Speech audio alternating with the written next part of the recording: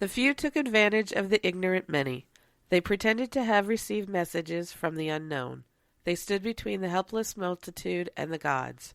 They were the carriers of flags of truce. At the court of heaven they presented the cause of man, and upon the labor of the deceived they lived. Inconceivable! Will you please act like you have more than a two-word vocabulary? Is there air? You don't know! And now, a yak. Yak!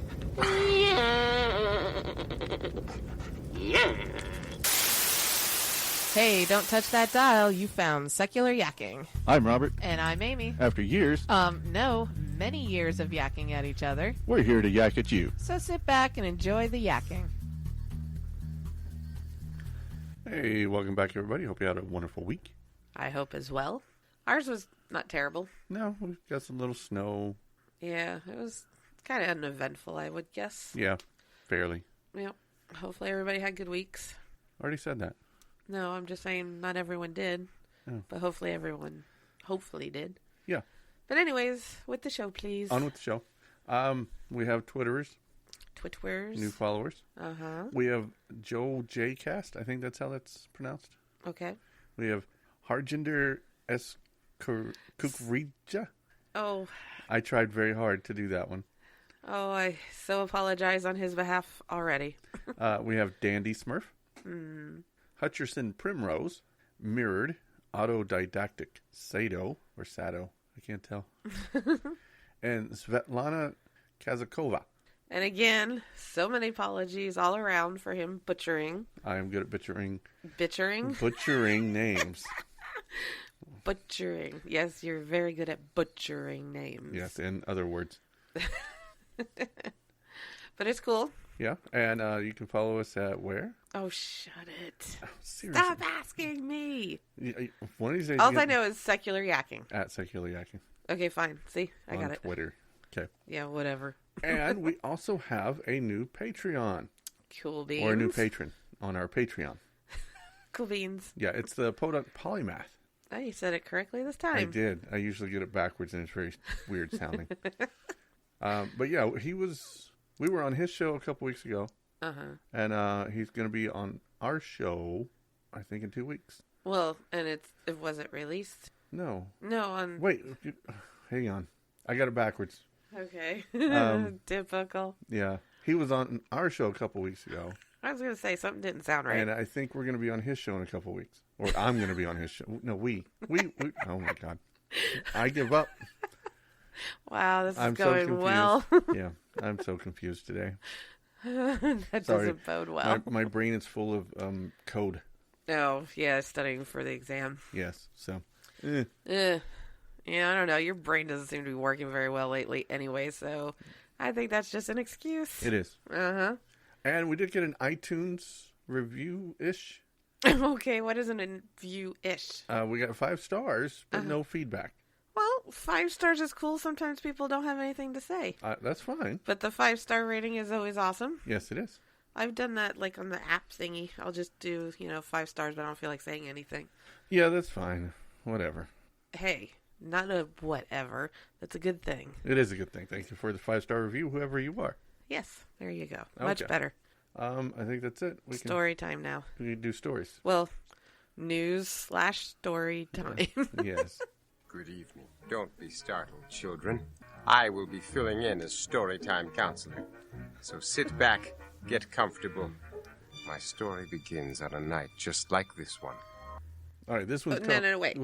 Just wait. I have to say, I did not know you were going to play that. I know. That just worked out so cool. I know. I just have to toot my own horn on that one. Okay. I had no idea you were going to do that. I'm Sure. very proud of myself. Okay. Okay, just had to say that. So, science, obviously.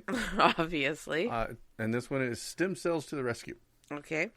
On March 6th of last year, just shy of his 21st birthday, Chris Boson of Bakersfield suffered a traumatic injury to his cervical spine.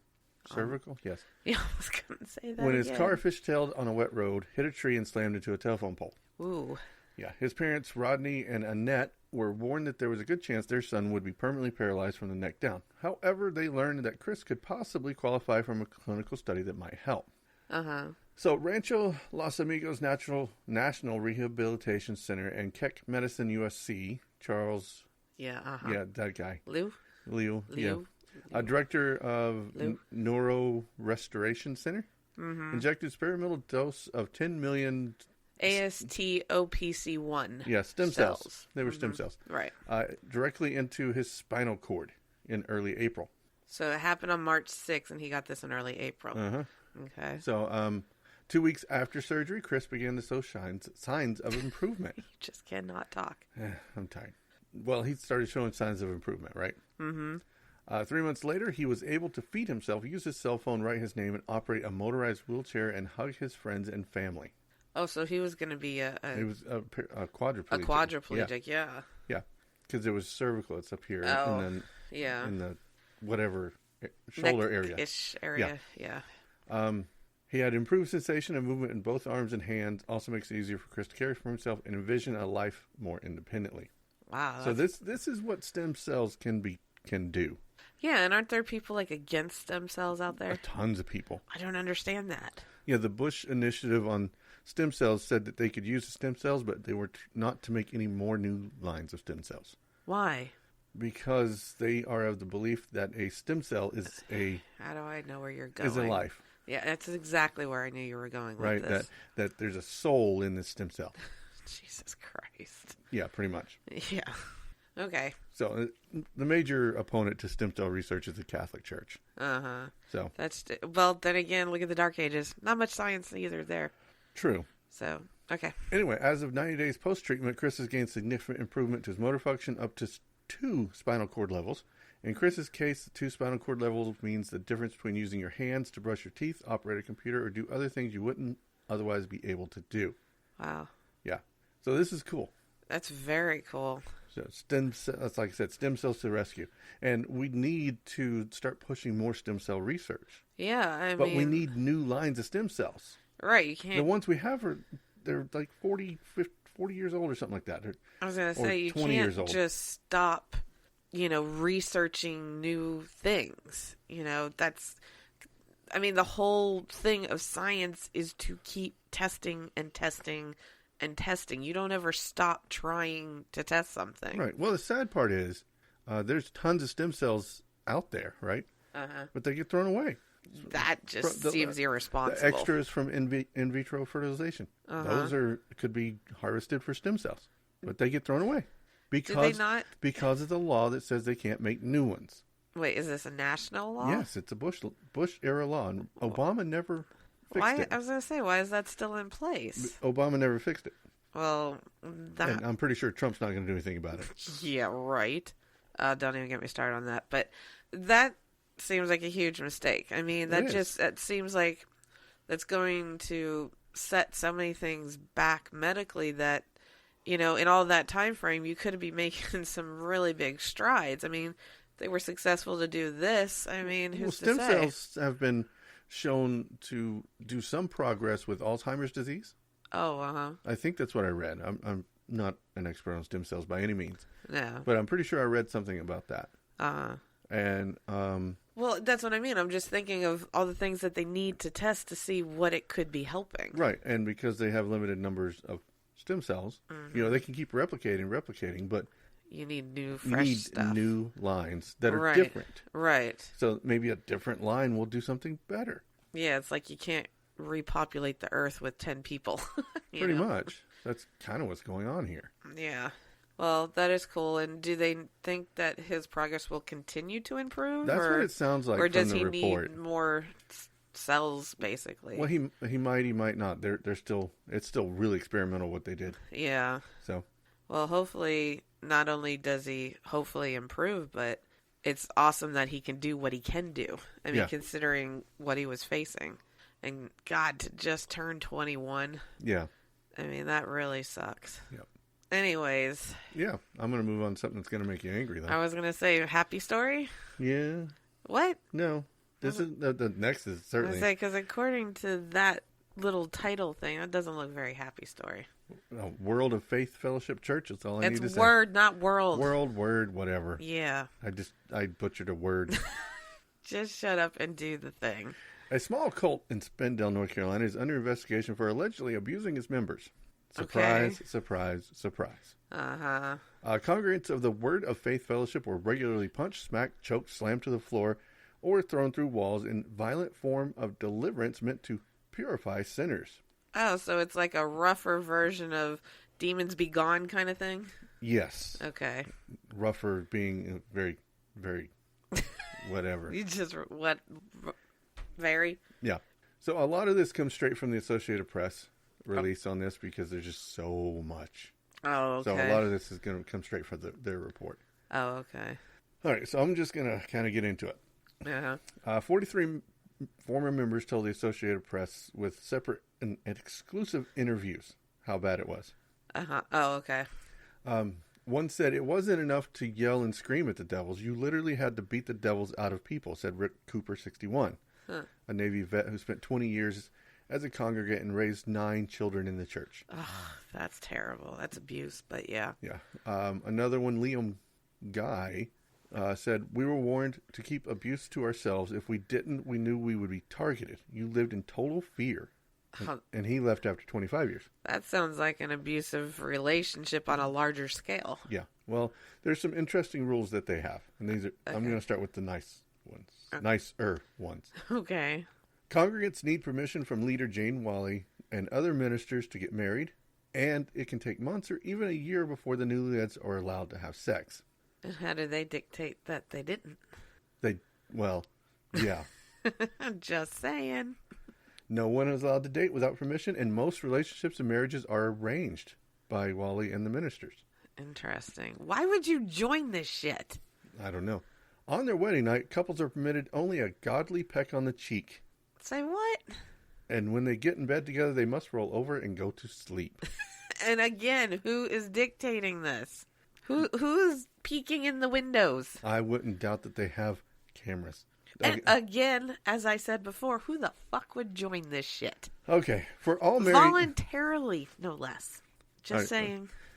For all married couples, lovemaking is limited to 30 minutes. No foreplay is allowed. The lights must be turned off, and only the missionary position is sanctioned.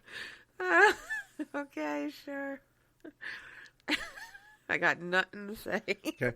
Couples need permission from church leaders to have children, and leaders dole out condoms to make sure unapproved women don't get pregnant. And again, why the hell would you join this shit? And how do they police it? I honestly don't I'm know. Really curious to know that part. When you run a cult of fear, all you have to do is ask. One of the partners is going to be honest because they live in fear. That's insane. Right? It's literally insane.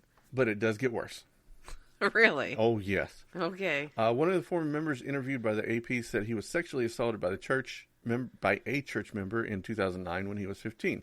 Man whose name won't be released said Wally convinced him not to go to authorities by telling him he would be forced to relive the terrible details in court.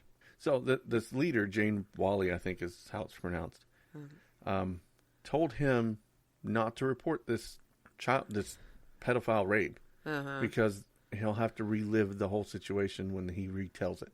So there's admittance that it was wrong in the first place. Yeah. I mean, he knows that he shouldn't be doing this to someone, and it's obviously a power trip, and it's disgusting. I mean, and how is this guy allowed to do this for so long? I was going to say, is this a woman? This is a woman. Yeah. For so long? Cult leader. That's all. It's cult leader. I can't get the Kool-Aid. We'll get to that. I don't get it. She also condoned the molestation of a 13-year-old girl by a church leader. She said... Doesn't surprise me. This is what she said. She was 13, but she looked 20. Seriously? And that the girl was partially responsible because she had been sexually assaulted by a family member. Oh, and that was her doing as well. Yeah, obviously, because she looked 20. Unbelievable. Yeah. This woman is insane. You think? Okay. She enjoyed seeing and hearing about the violent demon removals. She would ask, "Did you throw her on the ground?" And when the person says, "Yes, we got the demon out," Jane would say, I love it. Thank you, Jesus." Okay, and why did nobody look at her as the possessed? Because she sounds like she's the possessed. Because she's the mouth of God.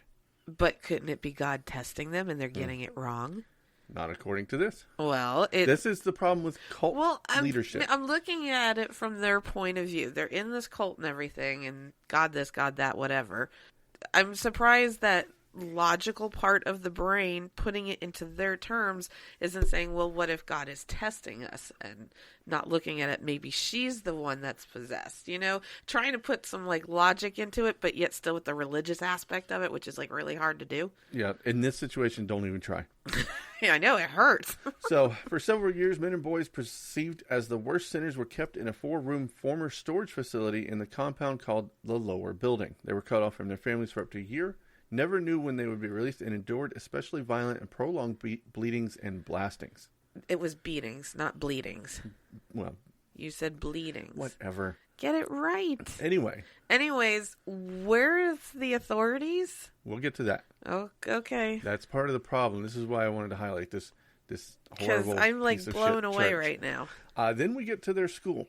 Wait, the school too? Yeah, they have a private kind of school thing going.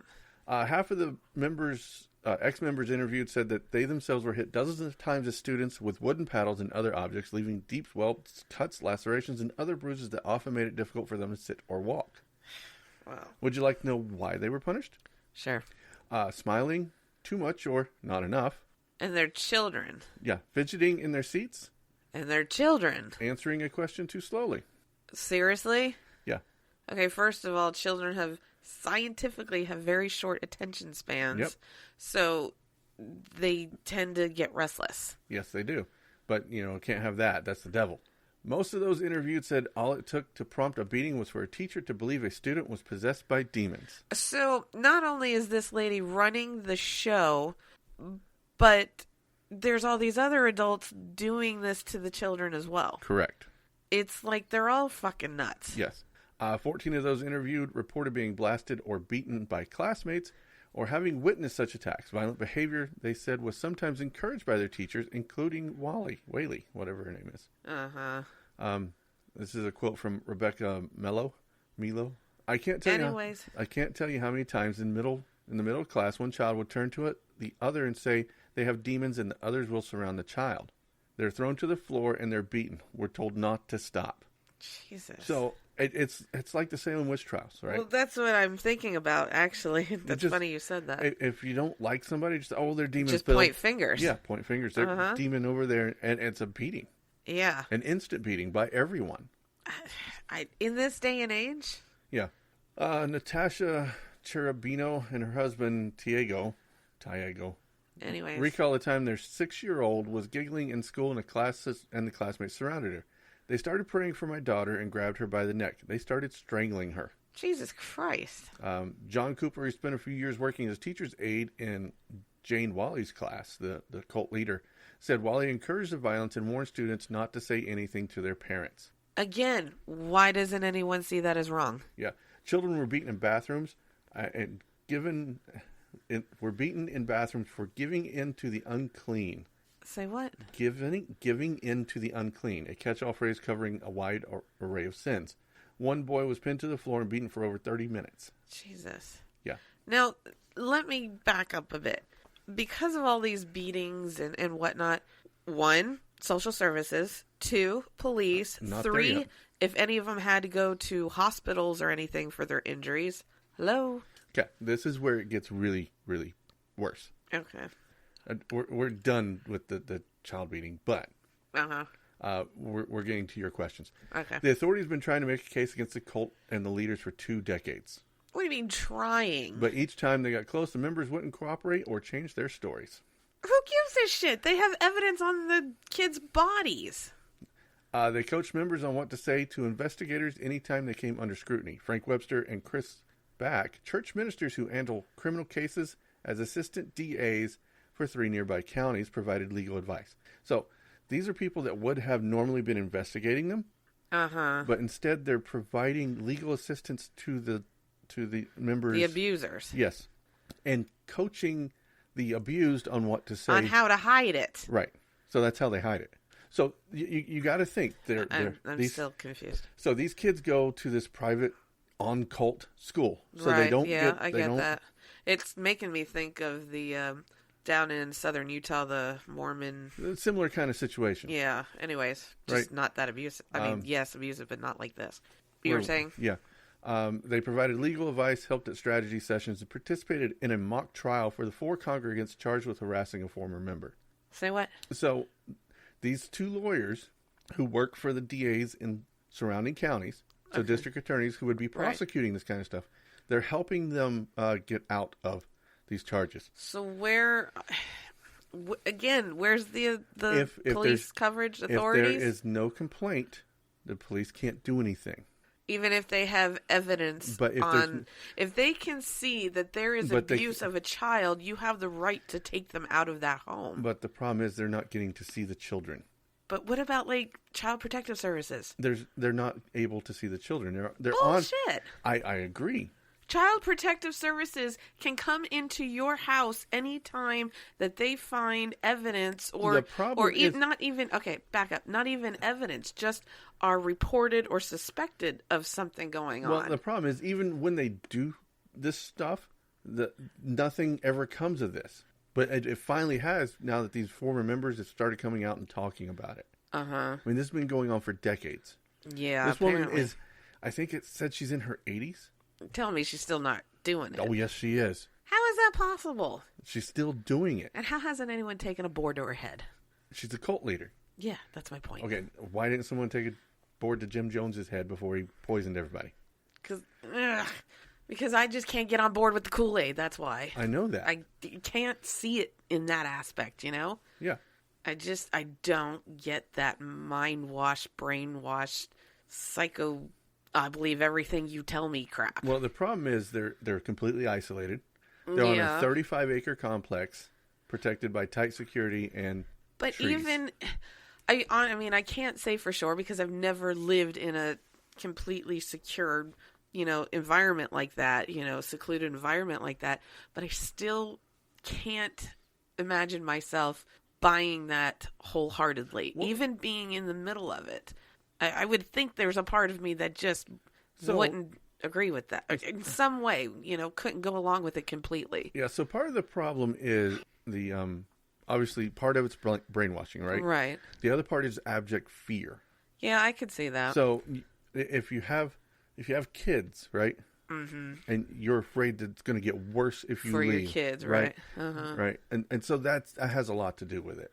With these insular communities, that's really what it comes down to. I guess I would look at it from like an abusive, you have an abusive spouse situation. I would take my kids and run. Right, but not everybody can do that. No, I mean, and some people, I get that. Yeah, I mean, there's some people that need that sense of community, and that's yeah. See, that's the other thing. I have a hard time looking at it that way because I don't.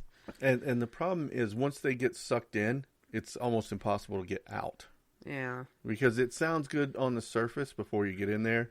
All those sounds really cool. It's fun. Come live on a compound. We'll give you cookies. Right. And then the beatings start and it's too late. Uh-huh. You can't leave. You have nowhere to go. You've been cut off from your family. I think my biggest mind boggle on this one is the outside authorities not being able to stop. I still don't buy that. I just don't, not for that long. Well, they've been trying decades. and investigating for that long. Right. They've been trying to get enough evidence to make something stick. They couldn't make anything stick because no one would say who was doing it. Okay. And then it would always be like, oh, we fell down the stairs type thing. Right? Yeah, I know that, but I'm sorry. I look at, when you take your kid to the doctors or the hospital or something. I don't think they take them. And you say, because they fell down the stairs, when they suspect something, no, I understand that they probably have their own private doctors that they bring onto their land or whatever. Right. But I know, as I taught childcare for years and years, and we legally, if we suspected anything, had to report it no matter what. I'm aware of that, but that means someone has to actually see it. And if they keep them locked up on the compound all the time, no one else goes out. If they have a doctor Yeah. on site. Just Well, I wasn't even thinking just doctor. I mean, I was initially, but I was thinking just even going off the compound and running errands type thing. And you don't take the injured kids out of the compound. Yeah, I suppose. You have things delivered. Yeah, right? I suppose. And the only people who leave the compound are the leaders. The adults, yeah. Not even the adults, but the leaders. Yeah. And that's how you keep it a cult still community. find it mind-boggling that a woman is running this show. Yeah, well. What the hell is up with her? I don't know. I mean, that's so uncharacteristic for a woman to run a show like that. Hey, we're all for equality around here. No, good and bad. But no, I mean, I know that we're fully capable of it, but just on a psychological aspect, it's not normal by any standard. Well, not that something like that's normal anyways, but your typical textbook aspect of it is way out of the textbook on this with her. I think that's one of the other things that's kind of like throwing me too. Yeah, and it's insane.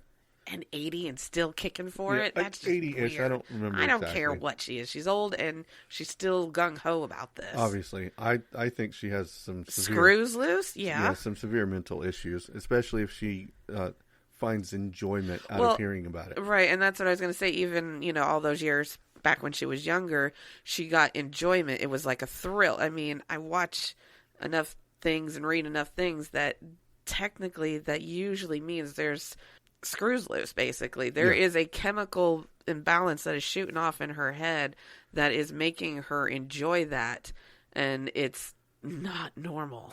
Yeah, I agree. It's like psychotically not normal. Yeah, I agree. Crazy. Anyways, yeah, we'll move on from that. Alrighty. So, this week we have an yakking session. Yes, we do. With Cory Johnson of the Brainstorm Podcast. No, you weren't on this one. Oh, okay. No, you were sick that week. Oh, okay. I was like, was I on this one? No, we were both sick, but I went ahead and did the... Oh, yeah. Because, like, that sickness train wouldn't leave the house. It was driving me crazy. So we get into some history of a show and cover how separation of church and state is different in Canada. Oh, okay. Yeah. So I had a good time on this interview. So let's just ramp it up and get it rolling.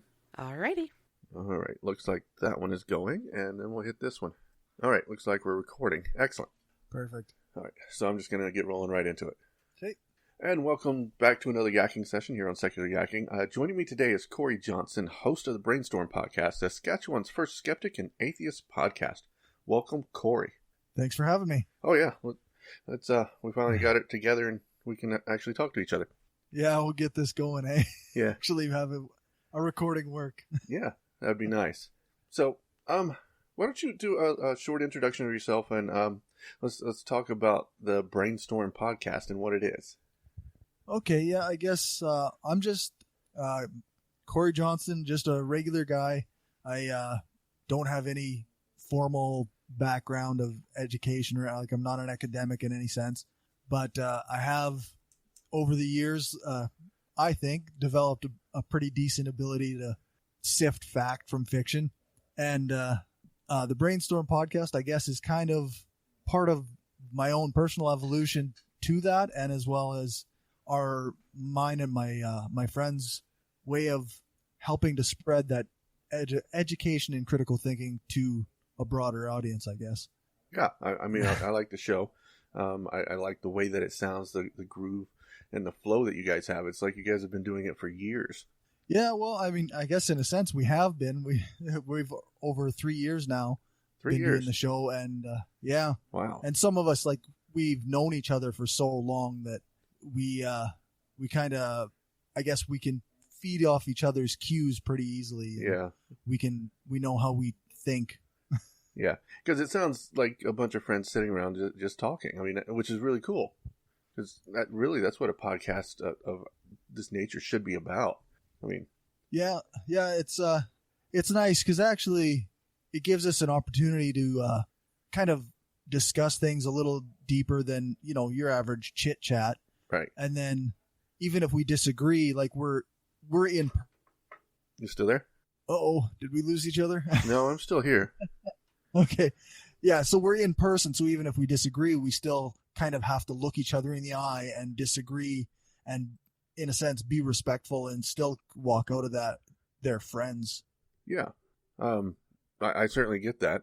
I've had conversations like that before, and always been pretty cool. Yeah.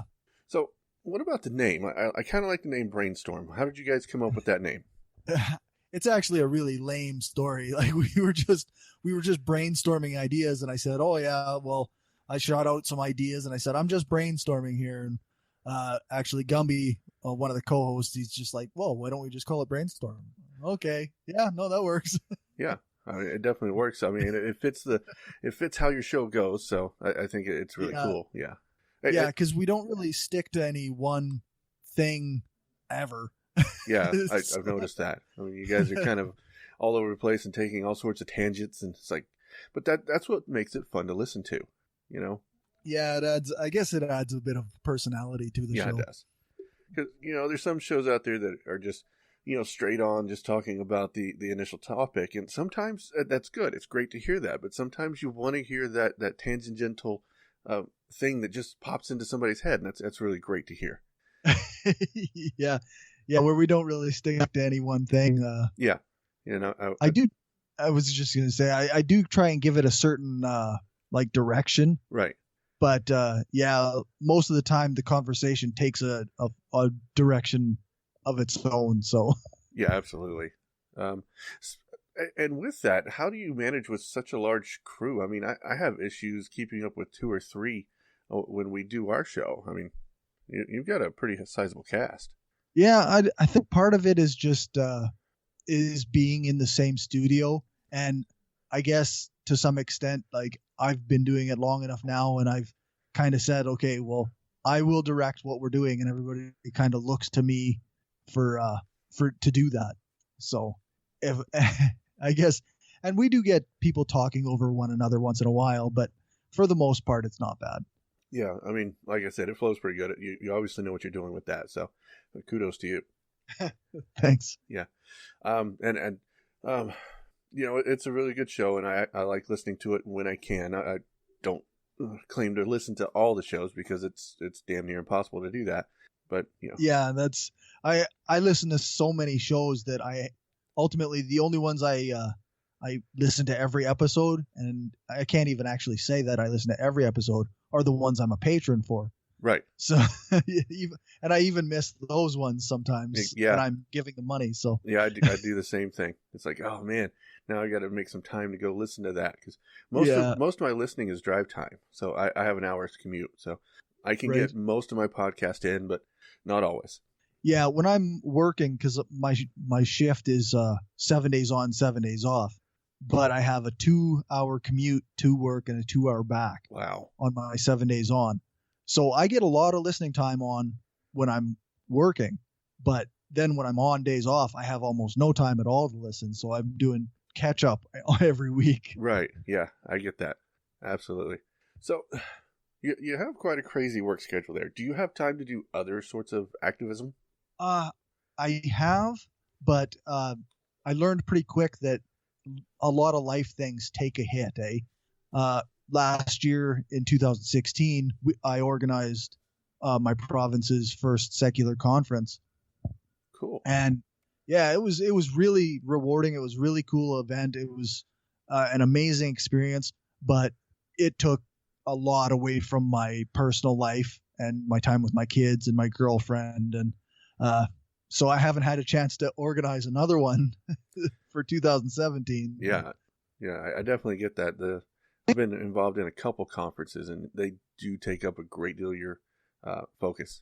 Yeah, for sure. It would probably be better if I was like more of a managerial type person, where I'm a do it type person. So I'll if something needs to be done, I'll just go and I'll figure out how to do it, and I'll do it. Where organizing a conference, you need to be able to delegate. You need to be able to say, okay, well, you can figure this out, and you can figure that out. Yeah. And I'm not that type of person. Yeah, I totally get that concept. I truly do. Yeah, it's I don't know. It seems really weird to me to tell someone else what to do when I know in my head what I want to do. Yeah. So absolutely. I mean, that you're like you said, that's that doer coming out in some of us. I've got the same problem. I just want to go do the things, and hopefully someone will. My concept is hopefully someone will see me doing the things, and then they'll want to do things too. So Right, yeah. And they'll be able to figure out how to do the things because they saw me do them. right, yeah. Yeah. Yeah, it's kind of a interesting mental state we get ourselves into, but that's what we do. Yeah, absolutely. So let's get into who Cory was before Brainstorm. Were you ever a believer? And do you have an interesting or even a boring coming out story? I guess I have what I consider a boring coming out story. I was never really a religious person per se, but I did grow up in a household where my parents, when I was about 15, they became like born again Christians, eh? Oh. And as a result, I kind of rebelled against that and went into like really weird pagan type, almost make it up as you go beliefs. So I don't know if you've ever heard of Richard Bach. He wrote the Jonathan Livingston Seagull, and another book is Illusions, The Adventures of a Reluctant Messiah. No, those aren't familiar to me. I'll have to go look them up. It's very Deepak Chopra-esque type thinking, like the world is what you imagine it to be, and if you believe hard enough, then you can make it that way. Maybe I won't go look them up. Yeah, I mean they're interesting to read because they're written as stories, but it's not going to be helpful as a philosophy. Right. Yeah, it doesn't give you the tools to deal with the real world. Yeah, absolutely. I mean, I sometimes like to make fun of Deepak Chopra's sayings because they're just so crazy. Oh yeah, and most of it doesn't actually even mean anything, right? He's just making things up. Yeah. It was using fancy words. Yeah, like that movie, The Guru. Right. Yeah. Yeah, exactly. It's almost exactly the same. So yeah. Yeah, if it sounds profound, it must be profound, right? Yes. Yeah. Yeah. Yeah, so I guess it's not terribly interesting as far as coming out stories. Well, we all have them, you know, so. Yeah. When I hit around 30, I started going through like a crisis of self, and I started trying to do as much as I could to improve myself, and part of that was learning. And then the more I read, the more YouTube I watched, the more I educated myself. That's when I started calling myself an atheist, and rather than agnostic. I always committed to the agnostic title before that. And yeah. Yeah, I think a lot of us went through that phase. We didn't want to be seen as necessarily atheists, so we stuck with the agnostic. Right. Yeah. It's so it's almost like the innocuous middle ground, right? Like right. You just kind of, oh yeah, well I don't know for sure, so I'm agnostic. Right. But yeah. So then I started calling myself an atheist around 30, and then I really started embracing skepticism not long after that. Yeah. And I think there's a couple YouTubers that really did it for me. Potholer54 was really good on science stuff. Right. And there was one that Qualia Soup is what it was. Right. Really good stuff for skepticism. I was that really helped me learn some critical thinking skills that I hadn't really had before. Yeah, those are definitely good channels. I've watched a bunch of their stuff, so it's kind of good stuff. Yeah. Yeah, there was one video I remember in particular, like that actually I think it called itself Skeptic, or what skepticism or whatever, explaining skepticism from Qualia Soup. And I think I've shared for the first 5 years, I shared that probably 3 or 4 times a year from when I watched it till 5 years later. Yeah. Like it just, every chance I got, I shared it. Every time it popped up in my feed again, I was like, yep. This has to be out there again. Yeah. Stuff like that needs to be shared over and over again, because really that sort of topic is timeless. It's something something that we can always go back to and say, oh yeah, I should have been. This is how I should have been doing this thing that I forgot. Yeah, exactly. Yeah, it's not like politics or like something where you're talking about the current events. You're just talking about a concept, and it's if it's done well, it can be really useful for a long time. Yeah, absolutely. So there was another question I've always wanted to ask a Canadian, and that's how different separation of church and state is here and there. I know that you guys don't have a strict and laid out separation. Right. So could you explain that for my listeners?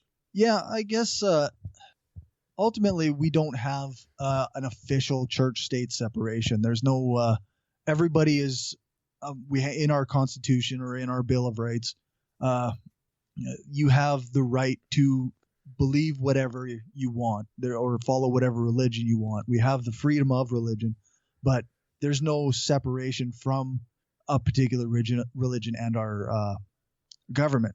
And in fact, we have a system set up where our government pays for a separate Catholic school system for elementary and high school kids. Really? Yeah, like at least here you can designate where your property tax goes. So either you're putting money into the public system or you're putting money into the private system. Huh. But either way, it's going into the government and then back out to a different a Catholic school. Interesting. Yeah. And actually, we actually still have blasphemy laws on the books, though they're not enforced. Right. And I mean, there's an organization, the Canadian Secular Alliance, right now they're really pushing against. They're trying to get those pulled out of the books, like repealed, I guess would be the word. Yeah. But yeah. So our separation of church and state is one of more of a apathetic populace rather than a actual active government separation. Which brings up an interesting point of the difference between the way our system works and your system works. We seem to have the biggest issues here with actually enforcing separation of church-state because we have that law in place. But you guys don't seem to have the same issues we do with religious intrusion into government, into schools, and all this other stuff that we have to deal with down here. Yeah. I think I might have mentioned this to you in a conversation before. It was like, I think part of that is because of that separation, that active separation, the one side, they push against it so hard that they have to have religion in every aspect of that life because the government says they can't. Right. Yeah. They got to force it on everybody because the government says they aren't supposed to be able to. Yeah. You know, there are some days that I wish we had a system similar to what you guys have up there. Then my life would be so much easier. Yeah. Well, yeah, at times anyway. Somewhat anyway. Yeah, somewhat anyway. Yeah, no, there's definitely, it seems like there's less of a need for activism in a lot of ways. Yeah. I mean, the premier of my own province, Saskatchewan here, he's a very religious man, and they still pray at the start of every legislative assembly. And we, like those of us who are secularists in Saskatchewan, we are trying to push back against that kind of thing and fighting against that because I think it's wrong. I think it should be there, but at the same time, it's if you're talking to a person one-on-one or even as a group, you might never hear anything religious mentioned.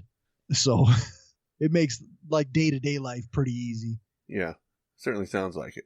Of course, you guys have considerably less population than us, so that makes a big difference too.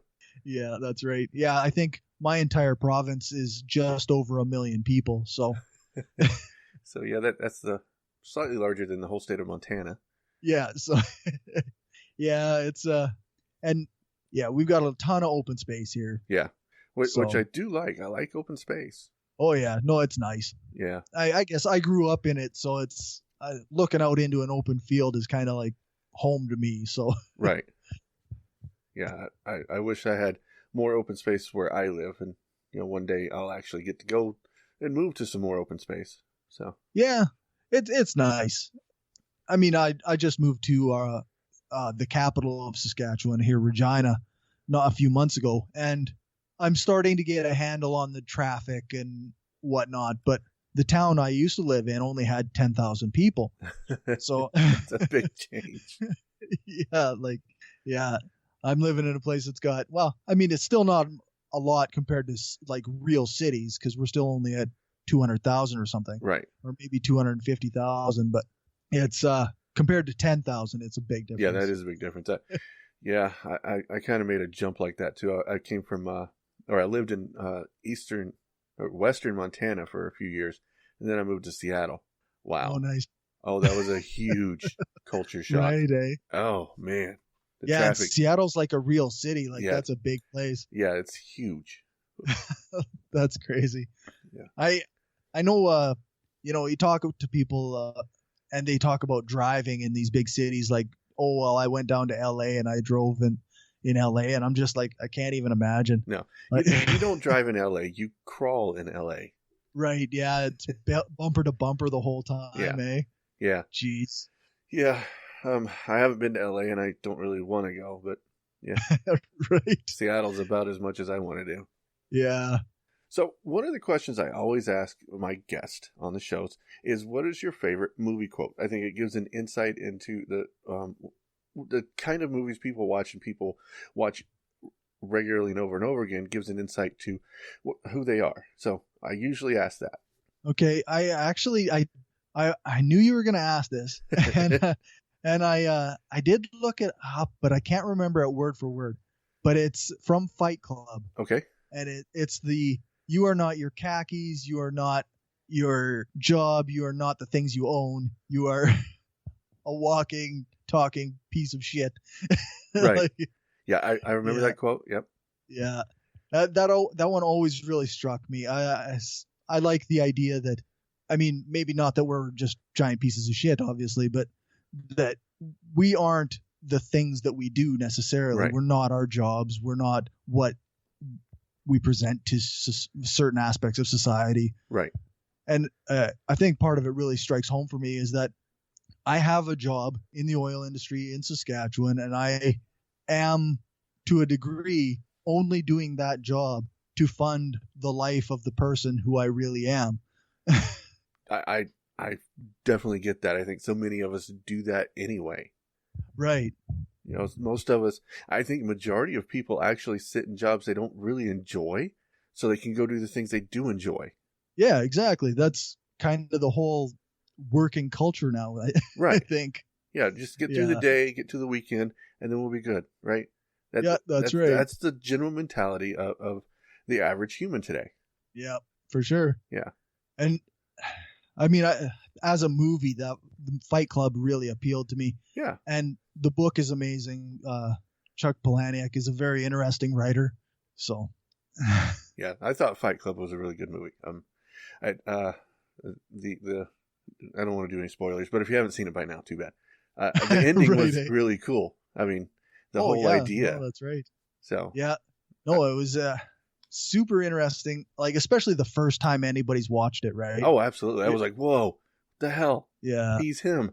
Yeah, I guess I haven't mentioned this part of my past, on any other shows yet, but there was a time in my life when we did a lot of drugs, me and my group of friends, and I watched Fight Club every day, multiple times a day, and we were high on ecstasy every time we watched it. Well, that's kind It of was- interesting.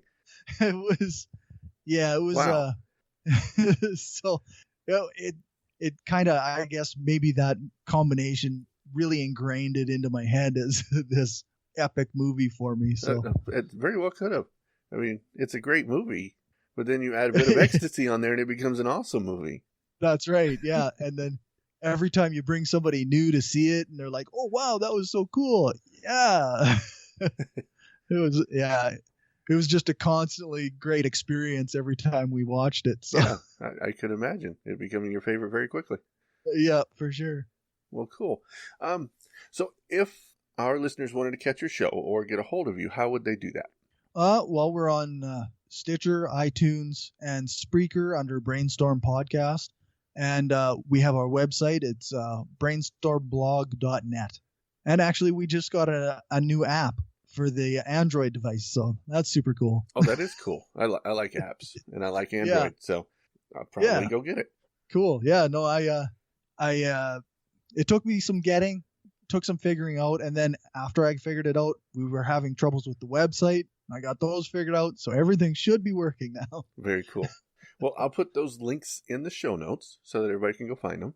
Awesome. And then, this has been a great conversation. Nice yakking session with you. Oh, thanks for giving me a shout. Yeah, you bet. Yeah, thanks for coming on. Cool. All right. I hope everybody enjoyed that interview. I hope so as well. Yeah. But with that, that's all the yakking I got tonight. That is all the yakking I have as well.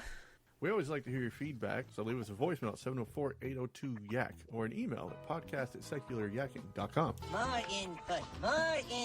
All comments are welcome. We like to hear the good, the bad, and the ugly. You also can find us on Facebook, Twitter, YouTube, and Google+. If you like our show, head over to your podcast directory of choice and leave us a 5-star review. If you really like the show, support the show on our Patreon page. I'd buy that for $1. And we'll be back next week with more yakking to please your eardrums. Bye-bye, boys. Have fun storming the castle. Think it'll work? It would take a miracle. Goodbye.